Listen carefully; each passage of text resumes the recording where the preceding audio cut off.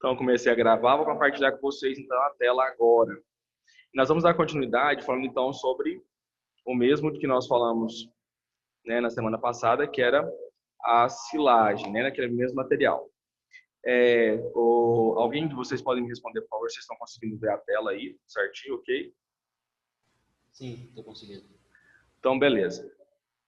Então, nós já falamos aqui sobre alguns fatores, como as vantagens, desvantagens, os tipos de silo que nós tínhamos, né? Silo trincheira, é, os horizontais, os verticais, o que é o silo, o que é a silagem, o que é a ensilagem e tudo mais. E nós vamos dar continuidade hoje falando um pouquinho sobre o fator de nós, então, utilizarmos as forrageiras que são destinadas aí para o processo de ensilagem. As melhores forrageiras para ensilagem são aquelas que possuem um elevado teor de açúcar solúveis. Por quê? O elevado teor de açúcar solúveis, eles acabam ajudando num processo que este processo leva ao processo fermentativo, né?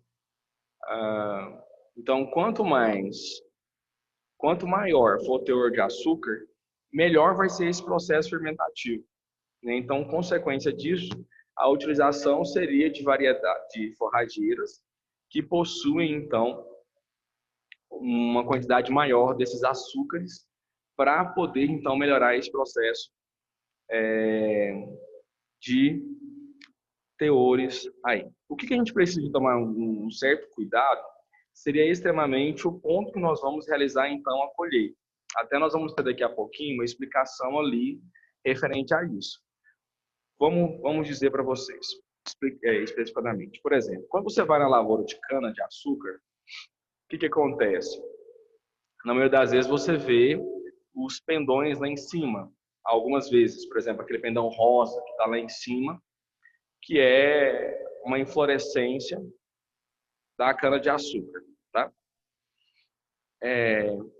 O que acontece? Quando aquele processo, aquela bandeira, aquela folha, aquela inflorescência, ela aparece, os níveis de açúcar solúveis que estavam no cômo, eles são reduzidos, né?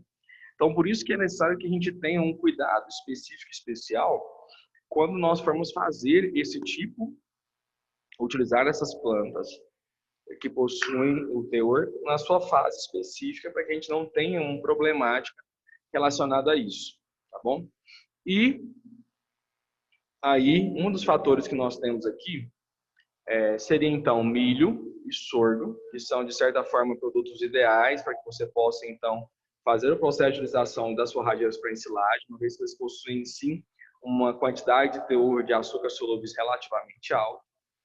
E já o milheto, ele possui uma quantidade menor, principalmente devido à quantidade de grãos, né, que ele, de certa forma, expressa de alguma maneira, tá bom? A gente tem aqui outras opções, a gente acabou de falando, né, acho que a gente falou sobre isso na última aula, que é o girassol, com cuidado aí com excesso de umidade. A cana-de-açúcar, quando ela possui um teor de açúcar acima de 40 a 50% da matéria seca, então é preciso que a gente tenha um cuidado principalmente com essa espécie, devido a este processo aí, né? Então, essa análise ela tem que ser constante. O capim-elefante também com cuidado de excesso de umidade. Por que questão de excesso de umidade? Excesso de umidade, ele pode gerar, né, quando você guarda alguma coisa úmida, ele acaba respirando em excesso. De uma certa forma, ele pode carregar algumas características, como mofar, algum nesse sentido. Então, até que você faça o processo de prensagem, etc., se houver algum tipo de problema, você pode danificar, sim, o seu processo de ensilagem como total. E também aí os cultivares pânico máximo, cultivar Mombasa, Tanzânia e Massaia, para que a área brisante, cultivar Manandu, Charaense e Piatã, isso devido, né, às características. Então aqui nós temos, nós já acabamos de falar, também falamos na aula passada, sobre a questão de insucesso na utilização de silagens de gramíneas. Primeiro, baixa concentração de carboidratos solúveis, o que geralmente vai gerar uma baixa quantidade aí também de açúcar solúveis, né? E, consequentemente, Quanto maior essa quantidade, mais desejável é. Um baixo teor de matéria seca, né, bem inferior a isso daí.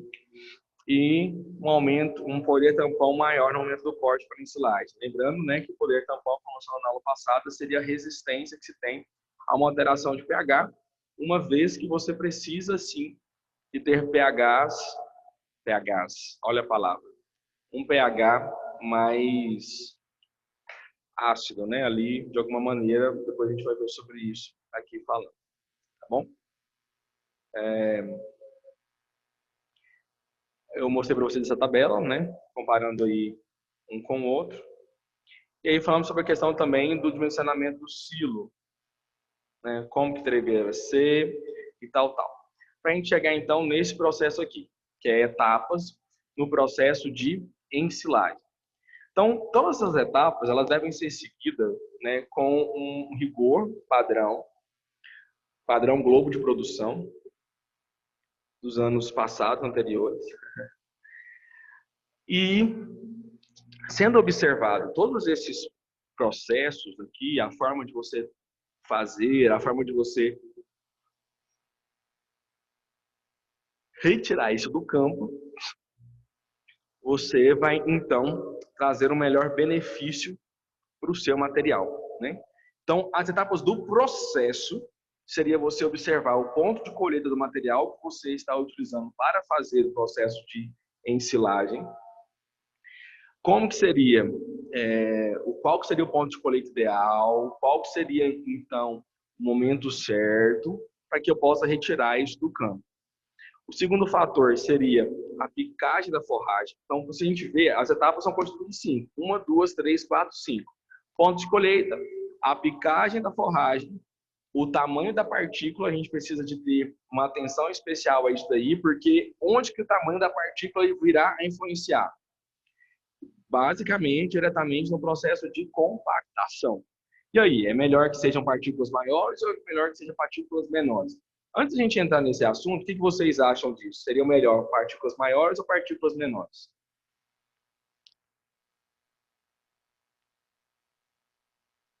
Alguém? Mais alguém? O professor, menor. Por quê? Pelo processo de compactação, né? Que ela fica mais fácil de compactar, né? Entendi. Caso ela, tipo assim, ela vai ficar mais fácil de compactar pelo peso que vai passar em cima dela, né? E quanto mais compactada, reduz o ar dentro da silagem, né? Aí não tem problema de ficar fungos lá dentro. Alguém que concorda ou discorda?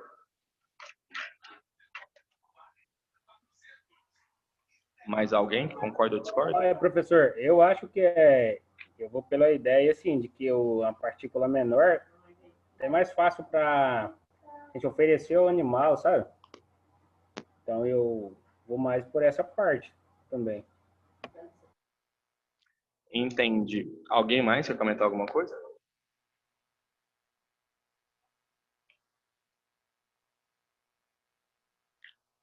Alguém quer arriscar? Ninguém, né? Então vamos dar sequência. O segundo processo, o terceiro, quarto processo, né, seria então o processo de compactação, seguido então do processo de uma boa vedação realizada para que não haja uma interferência, né, dessas plantas com do material com o ambiente, né? Uma vez você quer condições anaeróbicas para que o processo de fermentação possa acontecer, então você tem que fazer o máximo possível para que este fator utilizar, tá bom?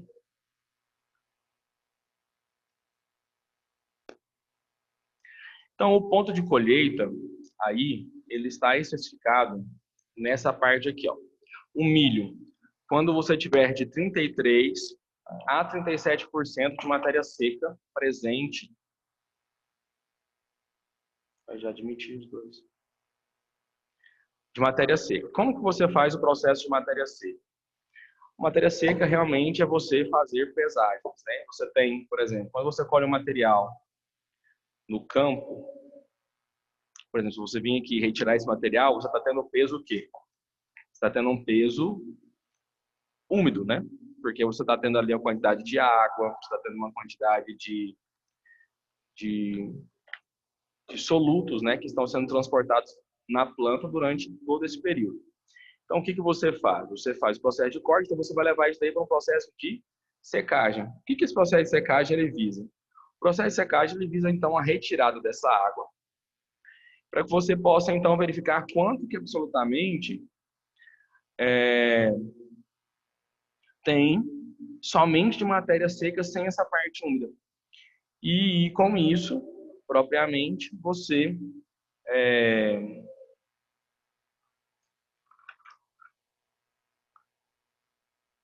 então acabar verificando então esse processo. Estou tentando aceitar um pouco aqui.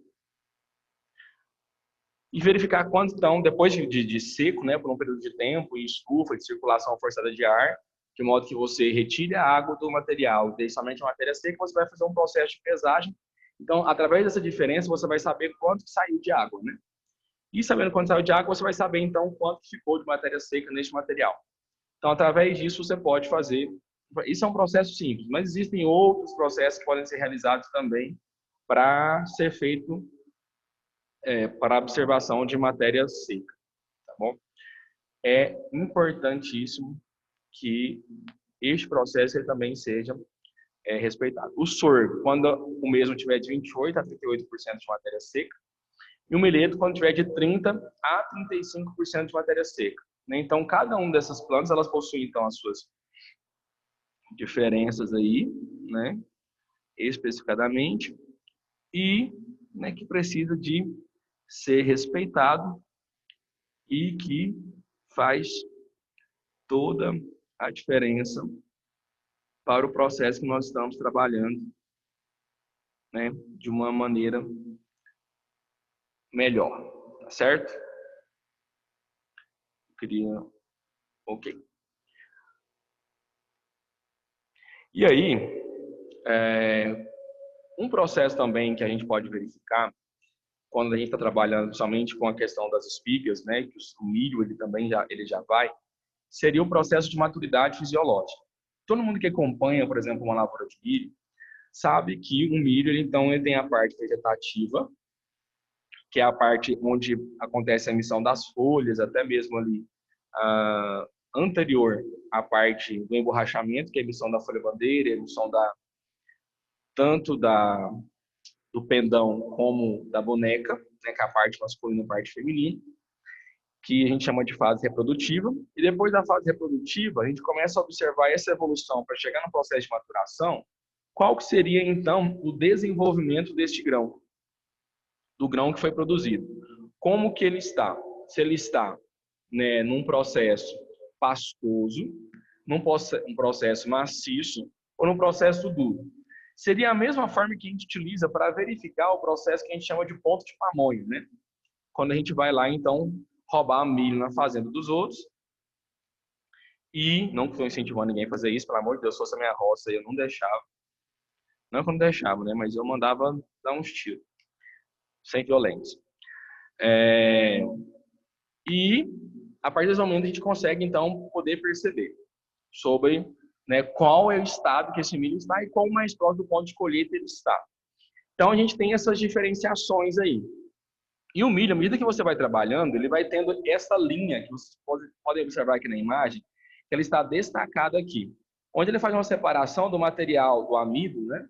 Onde ele tem um ponto mais amarelado, que é muito próximo daquilo que a gente visualiza, tanto aqui, quando a gente quebra um sabugo, como aqui também um pouquinho em cima. E a outra parte, né? A parte mais esbranquiçada aqui, onde contém o embrião e tudo mais. Então, você vê que forma um processo de uma linha aqui. E aí a gente precisa de verificar tanto esse processo desta linha, como o processo também da textura que esse grão ele se apresenta. Vamos olhar para vocês verem aqui, ó. Por exemplo, esse daqui. Você tem um processo que ele está mais para mais dentado, né? Ou mais farináceo. E aqui você tem uma especificidade dele estar mais duro, né? Mais firme em considerações de textura do grão. E aqui a gente já verifica um sistema mais pastoso de uma certa maneira. Então, tudo isso aqui também influencia no momento que a gente for, por exemplo, cortar, né? É como se a gente fosse verificar aqui. Este processo aqui seria o embrião, e esse processo ele vai saindo da borda aqui, que a gente verifica, para dentro do sabugo, né? O embrião está aqui, deixa ele aqui bonitinho. Então, você teria, dividindo este grão em 3 partes, 1/2 e 2/3. Então, aqui seria o meio, né? Dividido em 2. E aqui seria, de uma certa forma, o segundo terço, quando você já verifica que a parte esbranquiçada ela já está muito próxima aqui do embrião. Então, estes pontos aqui são os pontos de maturidade fisiológica, até que a gente chama, né, de um pontinho aqui, que forma também uma linha preta aqui embaixo no ponto de inserção do grão com o sabugo. Os grãos, quando a gente vai fazer esse processo de ensilagem, os grãos precisam de ter de 62% a 65% de matéria seca, ou seja, os grãos eles têm que estar com a umidade mais baixa, né, do que uma umidade baixa. Onde utiliza grão mais sabugo, 55% de matéria seca. A planta inteira, pelo menos de 32 a 36. Essa informação a gente também verificou aqui, que dependendo da literatura, ela varia um pouquinho, de 33 a 37%. Aqui nessa literatura a gente pega de 32 a 36%. A maioria, quando nós estamos trabalhando com plantas inteiras, a maioria das folhas superiores verdes, né, de características esverdeadas, porque ainda verifica neste processo que você tem ali um teor de umidade que não seja em excesso, mas que venha, de uma certa forma, a beneficiar o processo. E folhas inferiores com graus variados de secagem, para dizer também que os nutrientes que nós tínhamos, eles foram, de uma certa forma, migrando, né, para as folhas que foram assim nascendo e também para o produto final. E aqui, né, a gente verifica, lógico, esse processo, né, que a gente verifica, então, neste caso, né, a linha tendo aí 1/2 e o 2/3 da linha. Então, de pastoso para um processo de farináceo duro. E quando a gente tem aqui 42% de matéria seca, ele já está no estado extremamente final, né? Então, só para a gente verificar que a gente tem que tomar esse cuidado. E olha aqui para verificar, para vocês verem. A informação que nos dá é que quando nós estamos trabalhando com grãos, nós precisamos de ter de 62 a 65% de matéria seca. E a outra informação que nós temos é que quando a gente já está nesse estado aqui, né, que a gente está chamando aqui de um estado de grãos que estão mais duros, ele está acima de 42% de matéria seca. Então a gente precisa de dar uma verificada também no estado que o grão, né, ele vai estar naquele determinado momento. Aqui a gente vai... Professor? Oi. Quer que volte? Então, esse primeiro estado, tiver como você voltar o slide lá onde mostra as espigas para mim? Isso, esse primeiro estado, então é o modo correto para fazer uma silagem, né? Quando ele está nesse primeiro aí que está com o sabugo dividido, certo? Está conseguindo me ouvir? Estou conseguindo te ouvir, sim. É porque tem um fundinho ali que está mais ou menos mais, como é que eu vou te dizer? Fazendo barulho. Ai, peraí. Natal. Vou te mostrar isso aqui depois falando nesse slide aqui, tá? Eu já te respondo essa pergunta só para a gente verificar isso aí com dados, tá? Ok, certo. Então, gente, só para a gente verificar isso aqui, ó, a influência da maturidade sobre o valor nutritivo da silagem de milho. Então, aqui, o estado de maturidade, leitoso, farináceo e farináceo duro. Então, para a gente for verificar, voltando lá na outra página, a gente chamaria aqui, então, de leitoso, pastoso, né? De macio, ou dentado, ou farináceo, né? Isso aqui já é farináceo duro. O correto seria, Natal, a gente pensando, entre esse meio termo aqui, ó, entre pastoso e farináceo duro. Uma vez que se você for utilizar ele ainda, no primeiro ponto, você está utilizando uma quantidade de umidade muito grande. Então, isso pode ser, de uma certa forma, prejudicial. Mas o interessante seria que fosse essa média aqui entre o leitoso, né, e o farináceo duro. Seria, então, o que a gente chamaria de farináceo. É o que está muito próximo, entre meio termo, né, desses dois aqui. Certo? Em termos de umidade, tem algum slide aí que ele fala da parte de umidade também? Geralmente, assim, deixa eu ver se eu coloquei aqui. Peraí, eu tenho um processo aqui, deixa eu ver se eu coloquei aqui. Se eu não coloquei aqui, eu posso... Cadê? Não, é perdas. Tem um lugar aqui, Natal, que eu vou falar assim de umidade. Agora, eu só não sei se vai ser exatamente a umidade do grão. Eu vou olhar aqui certinho. Se não tiver, eu te passo essa informação sobre a umidade do grão. Eu acho que, inclusive, foi você que me perguntou a questão que eu falei no início da aula, não sei se você estava, sobre a diferença que se tinha lá de espaçamento. Foi você que perguntou?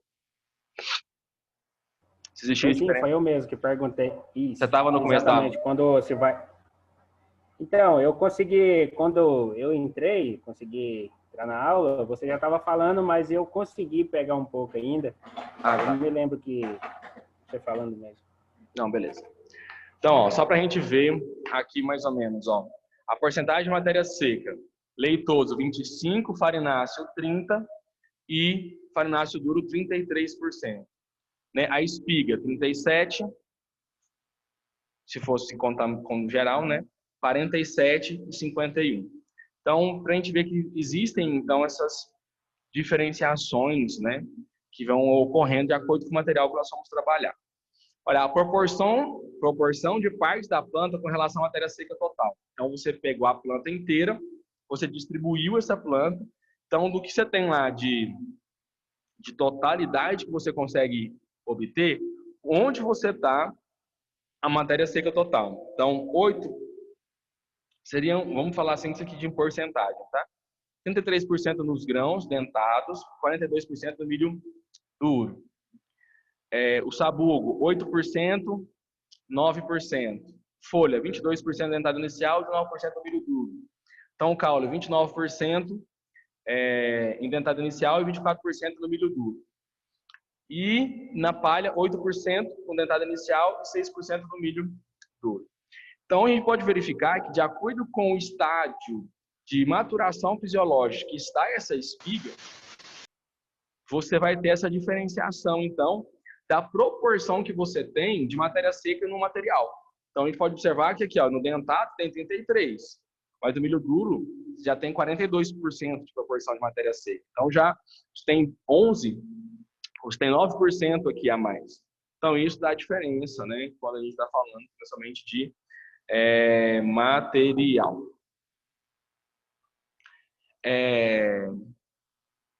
E é preciso que a gente possa, então, ter todo este cuidado. Aqui, nas etapas do processo de ensilagem, quando nós falamos de plantas forrageiras, é preciso que a gente também faça uma pequena observação, que seria o ponto realmente de colheita.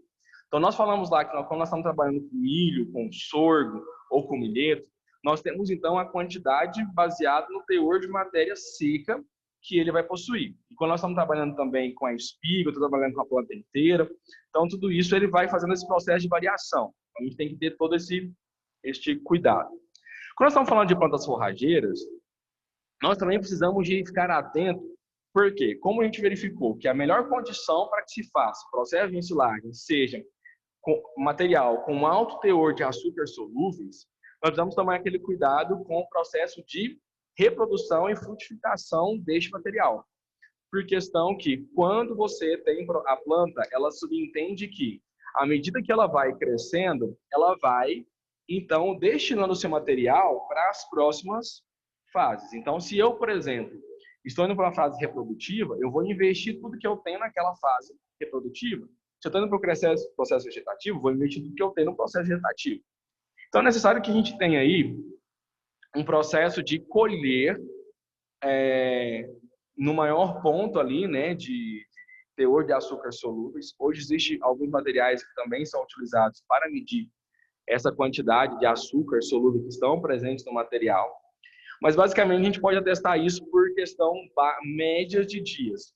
Então, quando você tem uma taxa de crescimento aí entre 60 e 70 dias, que essa planta ainda se encontra no ciclo vegetativo, seria, então, um ponto favorável para que a gente pudesse, então, realizar o processo de retirada dessas plantas, a colheita dessas plantas para fazer o processo de ensilagem, né?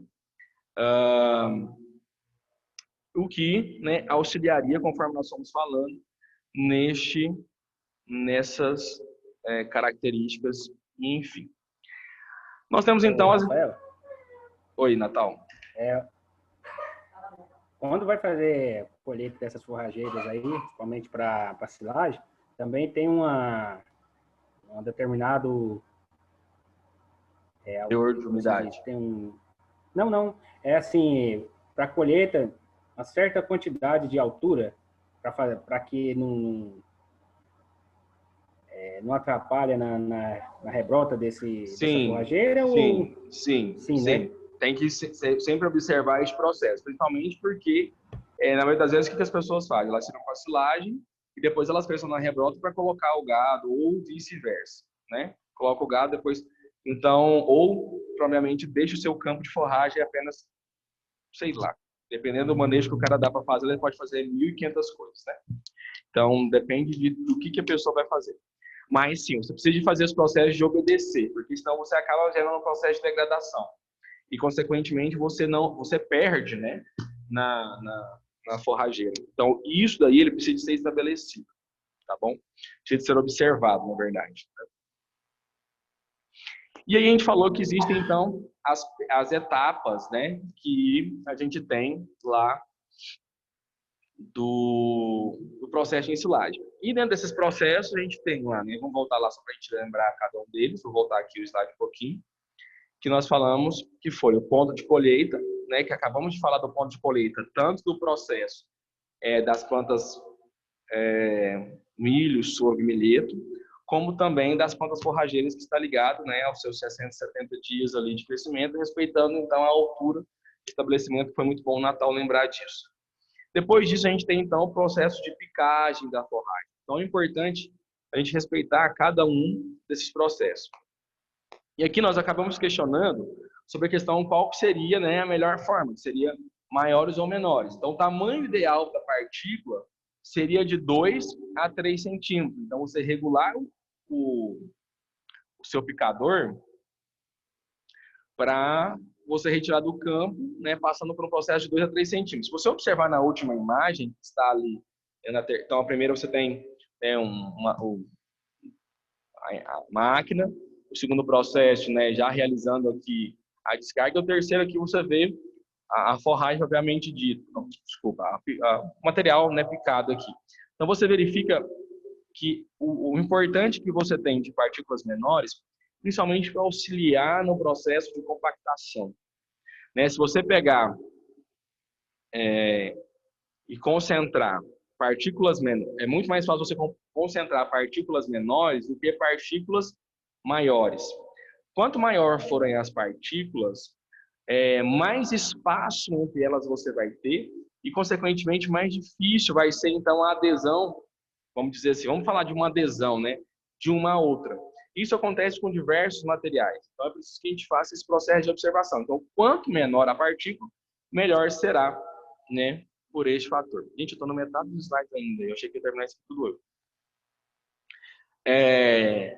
Então, o primeiro processo aqui dessa picagem da forragem. Por que é o ideal de ter 2 a 3 centímetros? Seria o ideal para facilitar o processo de compactação da forragem dentro do silo e também deixar os açúcares solúveis do material mais, digamos, expostos, né? Para que possa haver uma rápida fermentação desse material. Nós vamos ver aqui que existe, né, uma diferença aí de tempo que você gasta para fazer um processo de fermentação. Então, quanto mais rápido, quanto melhor, né, foi esse processo de picagem, melhor foi sendo o processo também de compactação, melhor vai ser o processo então de fermentativo e melhor vai ser a qualidade da sua forragem. Então, olha para a gente ver, né, aqui então, o nosso desejo, né, é você ter um material de uma certa forma que traga uniformidade e que, após processo fermentativo, ele te traga inúmeros benefícios aí, ao invés de trazer para você situações prejudiciais, né? Tanto para você como para o animal, como questão de perdas relativamente. Uma vez a gente tem que considerar, como nós já falamos, que vai haver perdas. Mas quanto melhor dentro do processo, dentro das etapas, a gente respeitar e conseguir minimizar as perdas, melhor vai ser todo o processo. As partículas menores, então, ela faz uma melhor compactação, uma melhor fermentação, um menor tempo de consumo desses animais, uma vez que para fazer esse processo, né, de digestibilidade, de mastigação, então vai demandar menor tempo e, consequentemente, um menor ruminação, o que, né, será benefício para o animal por economizar energia. As partículas maiores, ela tem uma menor compactação, como eu falei para vocês, né, relacionada a isso daí, e também uma menor fermentação por questão da concentração do açúcar solúvel no material, né? Então isso acaba sendo propenso. É como se eu tivesse, por exemplo, aqui um canudinho, né? Vamos pensar aqui no interior de uma caneta. Só a gente dar um exemplo aqui, foi a única coisa que eu consegui visualizar na minha frente.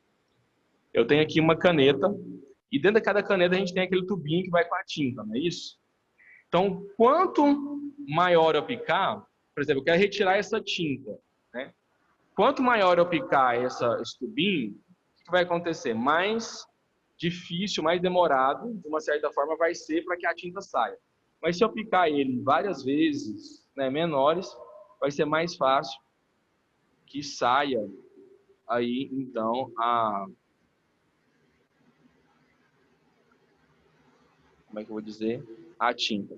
Antônio, muta o seu microfone para o nosso favor. Estou tentando mutar aqui, não estou conseguindo. Ele está em aberto, tá bom? Poxa. Pelo lado de fora não estou conseguindo fazer isso. Deixa eu ver se eu consigo aqui. Acho que ele não está nem me ouvindo, né? Só um pouquinho, gente. Era o Renner. Aí, conta a questão aqui do processo de forragem. Também com uma questão da picagem. Também com a questão de mais umidade e de menos umidade. Por isso que a gente precisa, né, de ter esse balanceio aí. Aqui, Natal, eu acabei de observar. Eu não tenho, eu deveria ter colocado aqui realmente o processo de qual que seria a umidade ideal. Eu vou pegar o material que está aqui nesse livro. No livro, aqui a gente tem. Eu só não lembro se não foi essa imagem que eu marquei foi na aula, mas se eu conseguir até o final da aula, a gente pega aqui para mostrar para você, tá bom? Sobre a questão, sobre este processo aqui, para dentro do avalia o processo de colheita. Então, quando a gente tem... Deixa eu te falar, porque, na verdade, eu fiz sua pergunta assim, mas foi mais sobre o grão, né? Uhum. Só que daí, nesse processo de silagem, geralmente, às vezes, faz do conjunto, né? Não faz só ali só por exemplo, só do grão, né? Tanto faz do milheto como do trigo, ou trigo, o milheto, o sorgo e o milho. Na verdade, como para silagem, faz do conjunto. Talvez chega a colher um pouco, né? E tira a umidade do composto. Certo. Você tira a umidade do composto. É porque assim, fica muito relativo. O certo, de maneira mais ideal, é que você faça, né, a ensilagem do material da planta como um todo. A consideração para você verificar o processo e a quantidade de matéria seca que se tem, até avaliando, por exemplo, lá a questão dos grãos, ou avaliando a questão mesmo da quantidade de matéria seca, você tem que ter N possibilidades para você poder avaliar isso daí. Entendeu? Então, você tem a possibilidade de você avaliar pelo grão, você tem a possibilidade de você avaliar pela quantidade de matéria seca da planta. Então, fica bem aleatório. O que a gente tem que entender é que cada material que nós estamos trabalhando, ele vai ter um teor de matéria seca diferente. Então, isso vai depender. Então, o que a gente está trabalhando também? Aquela questão lá do processo de colheita lá, que nós estávamos falando, Natal, pode ser que o produtor também ele pode utilizar isso aqui para complementar o processo de composto lá de ração, como, por exemplo, nós temos na aula prática. Né? Então, isso independe. Então, como que o cara quer fazer? Então, depende do manejo que ele utiliza com os seus animais. Então, isso aí tem várias e várias possibilidades. Ele pode colher e fazer, né, os seus processos independentes, tá bom? A questão que a gente tem que também observar aqui é essa questão da umidade. Assim como eu falei para o Natal, trazer o valor da umidade certinho para você que não está aqui. Eu não lembro de cabeça. Então, quanto mais umidade, isso depende do que nós estamos falando.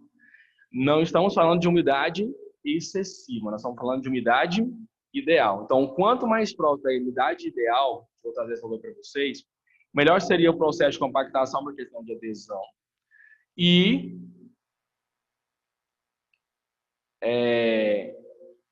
consequentemente, você tem um problema, como eu já tinha dito para vocês. Ele pode vir a trazer um processo de fermentação não desejáveis com algumas bactérias ou alguns micro-organismos que não são desejados, que não vão trazer, de uma certa forma, benefícios.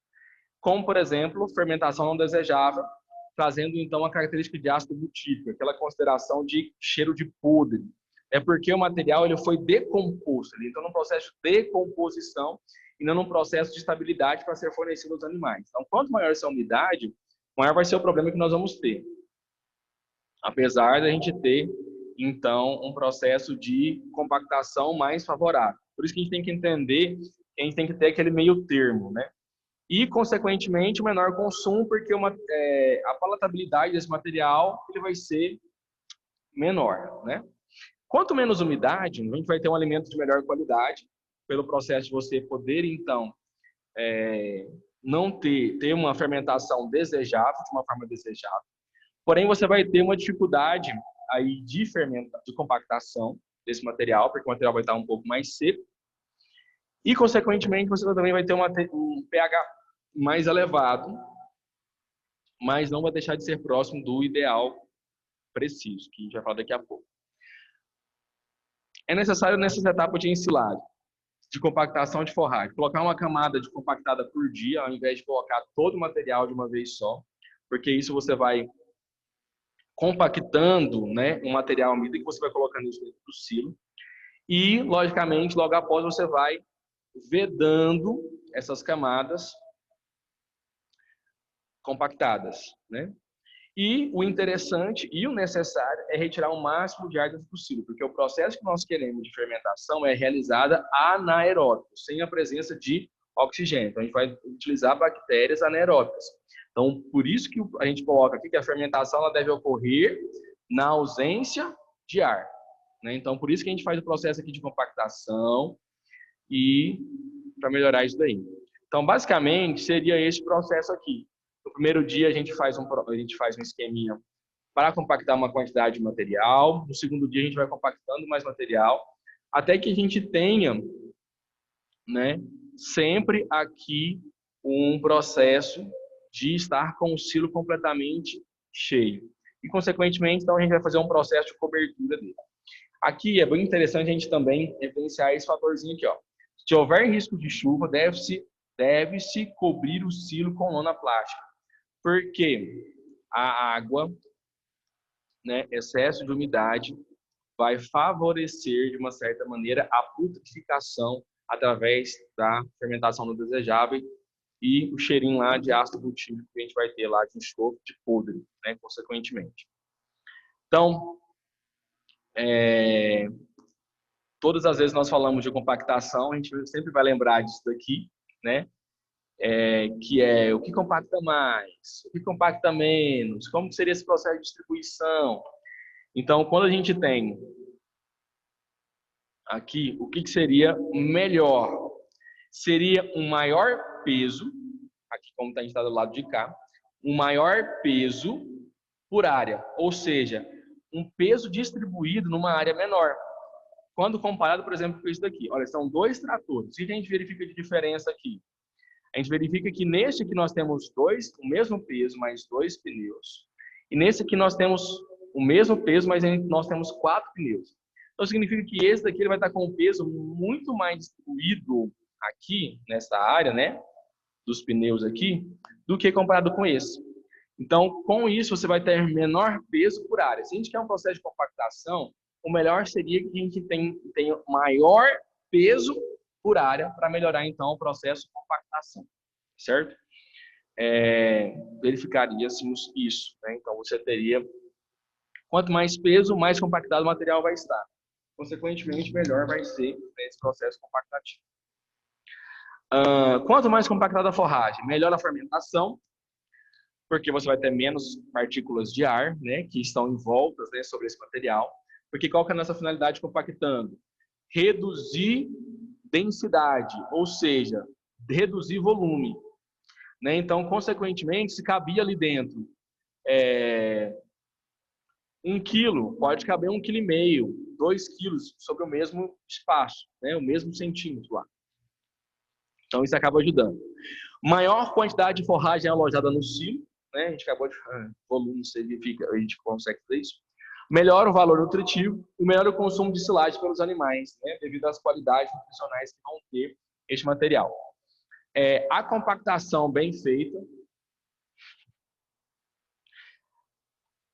Quando aparece aqui, por exemplo, uma tela para mim aceitar alguém, para fazer alguma coisa, aparece também para vocês aí? Não. Não aparece, aparece só o slide. Não aparece. Só um slide. E aí, quando você está tentando entrar no Zoom, fica lá, aparece um negócio lá, do módulo que você está fazendo, aí fica lá. Não abre nem... Entendi. É porque para mim está aparecendo muita mensagem aqui o tempo todo na tela. Por isso vocês estão vendo que eu estou dando essa paradinha para tirar o negócio da minha frente. Eu não sabia se isso aparecia para vocês ou se não, tá? É mais ou menos por isso. E é só a tela para nós está enlaranjada. Não, mas vocês estão vendo o slide, né? Tá bom. Então, beleza. Tá vendo o slide mesmo. Então, o que seria o processo aqui? O que a gente tem que entender? Compactação bem feita é um dos segredos da boa silagem. Porque nós temos que levar uma condição mais anaeróbica possível, mais sem a presença de oxigênio possível. Então, aqui, a primeira imagem, a gente teria aqui, então, o enchimento de silo, né? O pessoal coloca depositando o material e logo em sequência, então, a gente fazendo o processo de compactação. Lembrando que o melhor seria mais peso sobre uma quantidade menor de área do que uma menor quantidade de peso sobre uma quantidade maior de área, tá? A gente tem que pensar aqui no caso diferente do que a gente está pensando no solo. Quando a gente pensa no solo, a gente pensa para não compactar. Então, a gente vai utilizar maior... É como se a gente pensasse da seguinte forma. Esse aqui eu penso para o solo e esse aqui eu penso para a silagem. O solo, eu preciso evitar compactação. Então, quanto melhor for a minha distribuição de peso, a minha distribuição de peso sobre a área, melhor vai ser. Em consequência disso, para a forragem que eu quero compactar, então, quanto maior o peso sobre a área, melhor vai ser. Eu fico aqui fazendo gestos, acenando, achando que vocês estão... Eu até ia falar aqui que a compactação, em alguns sentidos, ela tem os seus valores, né? Com certeza. A sua importância. Como, por exemplo, a área da civil, né? Se você não tiver um solo bem compactado para você construir a sua casa, dentro de breve tempo você tem rachaduras sobre elas e você pode até derrubar um prédio. Né? Então, a compactação tem seus lados, benefícios, tem seus lados, né? Tem seus pós e tem seus benéficos. Você também tem que observar isso daí. Professor, tem os lados benéficos e maléficos. Isso, é dessa forma.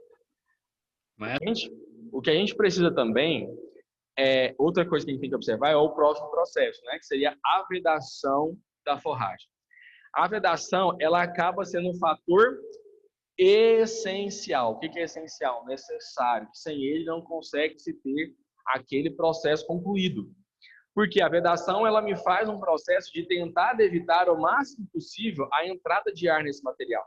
Não é isso? Então, se eu tenho uma forma de evitar a entrada de ar nesse material, seria através do processo de vedação, através de colocação de uma lona, cobrindo este material e vedando ele da presença aí de ar, de na entrada de ar. Uma vez que quando você tem, então, a penetração de ar, você vai ter fermentação indesejáveis, porque ao invés de você ter os micro-organismos anaeróbicos agindo sobre este material, você vai ter os micro-organismos aeróbicos, e, consequentemente, você vai ter um outro tipo de informação, como, por exemplo, de podridão. Por isso que a gente verifica, não sei se vocês já perceberam aí, quando o povo vai desidratar e vai colocar o material para congelar ou fazer qualquer tipo de outra situação, vai guardar o material, às vezes eles fazem o processo de retirada de ar, né? De ar. Não porque eles estão pensando no processo fermentativo, mas para garantir uma maior qualidade e durabilidade daquele produto por um maior período de tempo. Então, isso acontece muito. Porque se você pegar uma bandejinha comum do mercado, por exemplo, fazer um processo comparativo de couve, por exemplo, você pega, vai no Conquista, que é aqui do lado, e pega uma bandejinha, fazendo propaganda, né? Vou cobrar. Uma bandejinha de couve que está picado lá. Se você levar aquilo ali, vai durar uma quantidade muito, muito pequena. Mas se você for lá e retirar a quantidade de ar, você vai ver que vai durar muito mais tempo. Porque o material, ele acaba, né, secando mais rápido com a presença do ar, né? Então, acaba que você tem uma durabilidade maior quando você retira. E, lógico, você tem uma necessidade de descarte obrigatório de silagem após a abertura do silo, porque aquele material que fica mais em contato com o material vedante, com a lona, por sofrer ali intempéries, né, estar mais próximo das intempéries, às vezes não é coberto com solo, ou está muito próximo ali da lona, está em contato com a lona, desculpa. Ele recebe, então, sobre essa lona, sol, chuva, etc. Então, acaba, então, que uma camada você tem que retirar devido a este processo. O tempo mínimo para a fermentação é de 21 dias, ou seja, você só pode retirar esse material após 21 dias. Lembrando que o dia que você terminou o silo, do dia que você começou o silo, são dias totalmente diferentes. Você pode demorar 4, 5, 6, 7, sei lá quantos dias você pode demorar lá para você fazer o seu silo. Mas é preciso que você espere 21 dias. Então, se eu vou tirar o material do final para o início, eu tenho que contar os 21 dias da onde? Do final que eu acabei terminando o meu silo, né? Para que não haja esse problema. E logo após esse período de 21 dias, essa forragem, esse material, a silagem, né? Ela já vai estar estabilizada. O que é isso? Ela já chegou ao seu ponto onde, se ela for continuando, ter ali uma maneira correta de se armazenar, né, de ficar ali, ela vai se garantir por um período maior de tempo, né? Ela pode ser conservada por muitos anos aí, consequência disso, porque ela chegou no processo de estabilidade. Não vai haver mudanças, não vai haver mais mudanças ali do material, né? A menos que haja, de uma certa forma, fatores não desejáveis, como entrada de água ou entrada de ar neste material. Então, aí você vai ter problemas com isso, tá bom?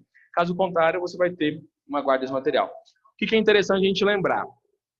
Todo o micro-organismo, ele tem 3 fases de crescimento, que é a fase lag, que é a fase onde você tem uma pequena quantidade e ele vai se multiplicando, né, multiplicando.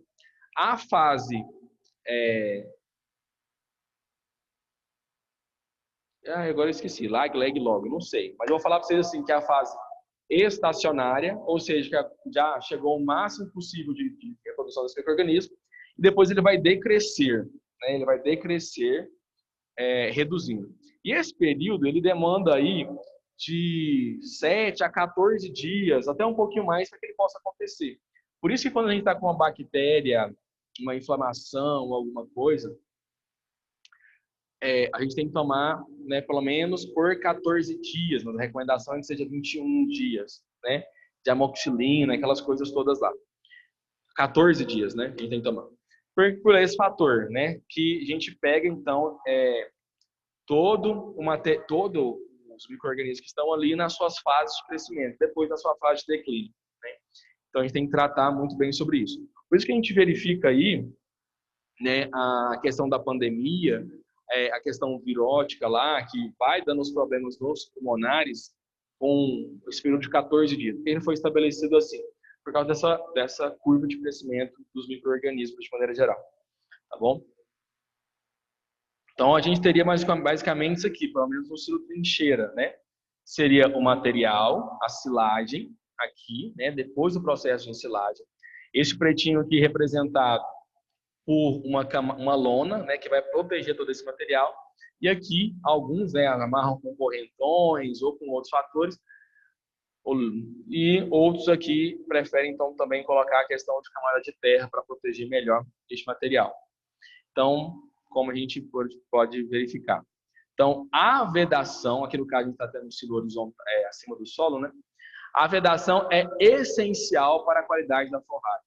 Né? Assim como a compactação, a vedação também é um fator essencial. Ou seja, então tudo que é essencial, tudo tem que ser observado. Uma vez que, se não há vedação, o processo de fermentação pode ser prejudicado e, consequentemente, a qualidade da minha forragem não pode ser prejudicada. Bom?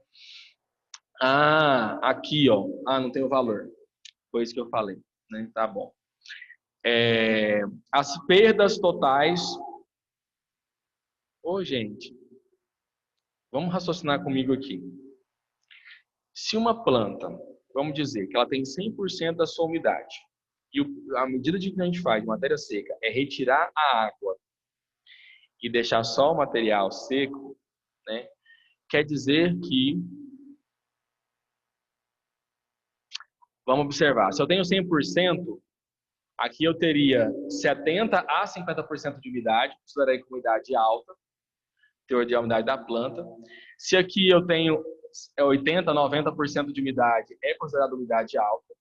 Se eu tenho aqui umidade média de 9 a 13, então, eu teria umidade aqui de, vamos pensar,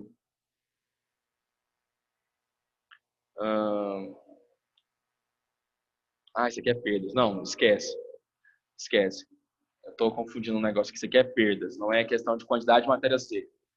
Se a gente fosse voltar aqui, ó, vou voltar lá atrás, só Natal, é para explicar aquele negócio para você, tá? De quantidade de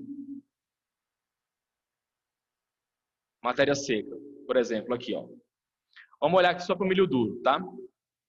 Na condição do milho, já está nessa fase aqui, de milho duro. Ele tem 42% de matéria seca. Então, quer dizer que de 100 menos 42, quanto que ficaria? Ficaria 58%.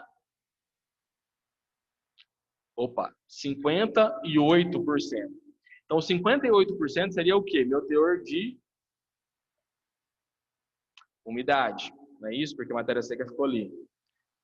Então, a gente teria umidades mais altas e umidades mais baixas. Tá? Mas eu vou trazer certinho para vocês, só para a gente ter uma noção. Então, quando a gente tem teor de umidades alta, a gente tem perda de matéria seca completamente alta, né? Como aqui, 30% a 50%. O que vai acontecer? Vedação mal feita. Quando a gente tem aqui perda de matéria seca de 10% a 20%, vedação bem feita com plástico. Quando a gente tem, mesmo que a gente tenha umidade alta. Então, só para a gente ver que a gente precisa, então, ter cuidado para a gente utilizar. Olha aqui, a diferença de perda de 50 para 20, 30%, por questão de vedação mal feita, mesmo quando você faz aqui com alta umidade. Médio teor de umidade da planta, né? Quando você tem aqui perda de 9 a 13%, vedação bem feita, né, com plástico. Mas você pode ter perda de 28% por causa de questão de plástico rasgado e enchimento retardado, ou seja, você demorou para encher o seu processo do silo. Baixa umidade, mas você tem aqui, ó, olha a diferença de perda, de 12% para 70% de material seco. Vedação bem feita, com plástico e boa compactação, você tem 12%. Olha com umidade, baixa umidade, mas vedação mal feita. Falta de compactação, 70% de perda. Então, olha, só para mostrar para mim, tanto que é importante que a gente tenha aí este processo de observação quanto à silagem, né, ao processo de vedação, ao processo de compactação desse material. Então, fatores que afetam o processo de ensilagem, inerentes à própria forragem, a umidade, porque a umidade alta, baixa ou média, ela pode interferir no processo, no grau de compactação que você vai ter do material. A concentração de carboidratos solúveis, açúcares, porque ele vai estar intimamente ligado à questão do processo fermentativo, a população de bactérias láticas, né, uma vez que você tem ali uma inserção pode inserir essas bactérias e melhorar o seu processo fermentativo. E também o poder tampão, que é aquela resistência a ter a alteração, né, do pH. Então, você tem aí essa dificuldade, né, que são inerentes à própria planta. E na condução do processo, a velocidade de carregamento, né, você vai enchendo o silo de pouco a pouco, mas a demora entre uma quantidade de material e outra é muito grande. Então, às vezes você cortou o material e demora a encher o silo. Então, esse material ele vai apresentar diversos graus de umidade ou diversos graus de processo de compactação, ou desculpa, diversos graus de umidade, diversos teores aí de açúcares, etc. E, consequentemente, isso vai interferir, né, no grau de compactação, né, que é um fator que a gente precisa de observar. E, consequentemente, né, outros problemas nós vamos ter. Outro problema também é o teor de umidade, né, que ele vai influenciar. O tamanho da partícula, quanto menor a partícula, né, ideal sendo 2 a 3 centímetros, melhor vai ser para o processo de compactação. O grau de compactação realizado, observando-se, logicamente, todas as especificidades e a vedação. Então, são processos que, onde você tem um manejo mal realizado ou bem realizado, ou você vai ter sucesso ou você vai ter insucesso nessa área. Aqui, ó, a ensilagem, ela consiste em 3 períodos. O primeiro, o material está respirando. Então, de 6 a 8 horas que você depositou esse material ali, compactou, esse material ainda vai estar no processo de respiração, né? Pequeno, vai ser pequeno porque você já prensou esse material, mas ele ainda vai estar respirando. A partir deste momento, ele vai demorar aí fermentação, um processo de 18 a 20 dias para esse processo fermentativo. E depois ele vai ser o processo de estabilização, onde ele vai durar todo o tempo que não houver contato com o ar, conforme nós mencionamos anteriormente. Então, ele pode ficar ali por anos, desde que não tenha contato com o ar, ou que outros fatores não venham, de uma certa maneira, a interferir. Ou não haja nenhum tipo de furo no material, que está vedando, enfim, né? São outros e excessos. Então, esse processo acontece dessa forma: respiração, fermentação e estabilização do material, tá bom? O período de respiração. O processo de ensilagem começa com uma respiração celular aeróbica, pela presença de oxigênio, e depois que esse oxigênio, né, ele vai sendo ali disperso sobre o meio, ele vai sendo consumido, então, pelos micro-organismos que se encontram ali, para que eles possam, então, se reproduzir e chegar a um nível, né, maior. Fungos, leveduras, também as bactérias. Na respiração, processo de respiração aeróbica, há uma liberação de energia em forma de calor. Como que a gente consegue perceber essa liberação dessa energia na forma de calor? Porque o material ele fica quente, não é por questão de incidência do sol, mas por questão dessa troca, né, respiratória que está acontecendo ali. Por isso que quando a gente está aqui numa sala de aula que tem 40, 50 meninos, numa parede fechada, a sala fica quente, fica todo mundo respirando o tempo todo, né? Então acaba que o material fica mais quente, o local fica mais quente. Então, por questão dessa troca de energia aí. Quanto mais oxigênio existe na forragem, maior é o período de respiração e mais alta será a temperatura da forragem. Então, por isso que a gente entraria aqui no processo melhor de compactação. Quanto melhor for esse processo de compactação, menor tiver a quantidade de oxigênio possível dentro, mais rápido você poderá ter um processo de uma silagem pronta, né, para que você possa, então, utilizá-la. Então, isso acaba fornecendo. E, dependendo da temperatura que essa respiração ela pode levar esse material, alta temperatura, processo de respiração muito prolongado. Temperaturas acima de 50 graus Celsius, você vai ter uma desnaturação proteica, ou seja, você vai estar perdendo material. Você vai estar perdendo qualidade nutritiva do seu material. O ideal é que haja temperaturas entre 36 a 38 graus Celsius, tá bom? Então, para que não tenham